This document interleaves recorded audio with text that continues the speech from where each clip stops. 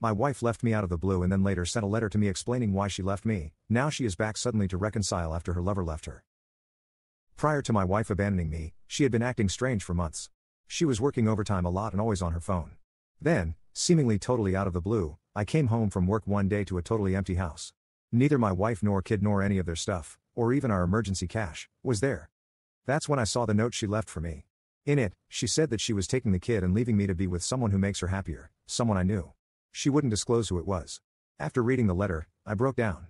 The pain I felt during the first night was indescribable. I drank a lot that night. It honestly felt like she had taken a dagger and put it through my heart. I read the letter over and over and always had one question: who was this person that I knew, and why would she tell me it's someone I know without telling me who, simply to drive me insane? Either way, I got to work and started looking closer into my circle to see who the person could be. She was always close to my old friend Nick, but that was because we all went to high school together. I had Nick over a few times, and they would casually bring up the science projects they had and reminisce about the simplicity of the time. But I was almost sure a relationship didn't form from that. Then I thought about maybe my coworker Trey. She always talked so highly of him. She would compliment how sweet he was and how he drove a nice car, but she never seemed to be interested in him. I spent the next few weeks cycling through the potential partners. The thought of her loving someone else, someone that I knew, was driving me mad. I drank a lot and couldn't fathom the thought of the other man getting the same treatment and happiness I got from our relationship. And on top of that, she took my kid. A lot of thoughts raced through my head the next few weeks. I retraced my steps throughout the past 6 years we had been married, trying to figure out what went wrong and who could be satisfying her in ways that I couldn't. Months went by. I considered divorce or telling the police my kids had been taken wrongfully from me, but I couldn't bring myself to do it. I had no motivation to. At times, I would lay in bed for hours at a time.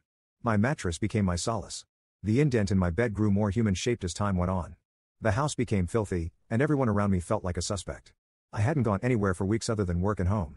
Every time I tried to go to sleep, I saw my wife Emily in my dreams, laughing with this mystery man, and my kids beginning to call him dad and them enjoying the family that I created. I checked all of her social media accounts, and there had been no change, no new posts, or any new followers. I called all of her coworkers and her job each day, and they would always tell me they had not seen her. I've emailed her and called her from different numbers and have had no luck in contacting her. My last resort to find her was public court records.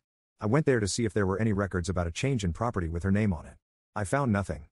By this point, I had lost my family, my friends, and my will to live. I even considered hiring a private investigator, but there was no point. This was when I decided to give my brother Isaac a call. I don't know what I expected from that conversation. I realized deep down that I wanted to live because if I didn't, I wouldn't have called him. We ended the call agreeing that I should see a therapist.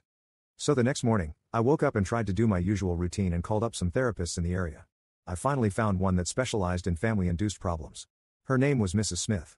I spent 2 years seeing Mrs. Smith and during this time started coming to terms with navigating life without my wife or my kids.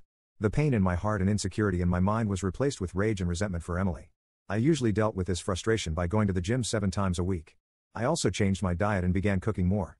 These changes, paired with the therapy, helped my mental and physical health. I became really ripped.